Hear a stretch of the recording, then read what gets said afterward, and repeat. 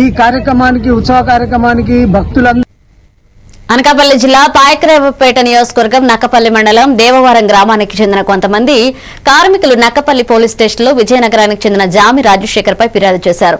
పాడి గేదెలు, ఆవుల కొనుగోలు, అమ్మకాల వ్యాపారం చేస్తున్న అతని వద్ద తాము లోడింగ్, అన్లోడింగ్ పనులు చేసేవారమని, తమ ఆధార్ కార్డులను ఉపయోగించి అక్రమ లావాదేవీలు నిర్వహించాడని ఆరోపించారు. ప్రస్తుతం వేరే కూలీలను పెట్టుకుని వ్యాపారం సాగిస్తూనే తాము ఇతర రైతుల వద్ద పని చేసుకుంటే వాహనాలను అడ్డుకుని ఒక్క వాహనానికి 7,000 ఇవ్వాలని బెదిరిస్తున్నాడని తెలియజేశారు. ఇక నక్కపల్లి సీఐ కేసు నమోదు చేసి దర్యాప్తు చేపడతామని తెలిపారు.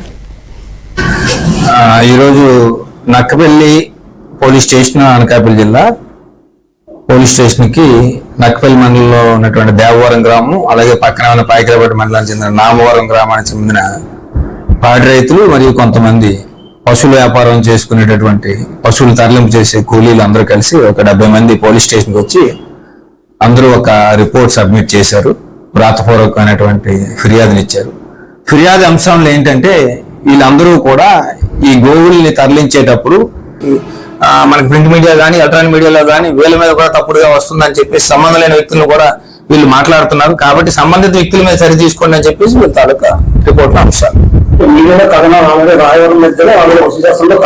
గురించి ఏమి ప్రస్తుతానికి వాళ్ళు ప్రస్తావించలేదు. మన తర్వాత తదుపరి విచారణ ఏమైనా ప్రస్తావించలేదు, దాన్ని కూడా మనం అనుగుణంగా తీసుకుని ప్రాథమిక విచారణ చేపడతాం.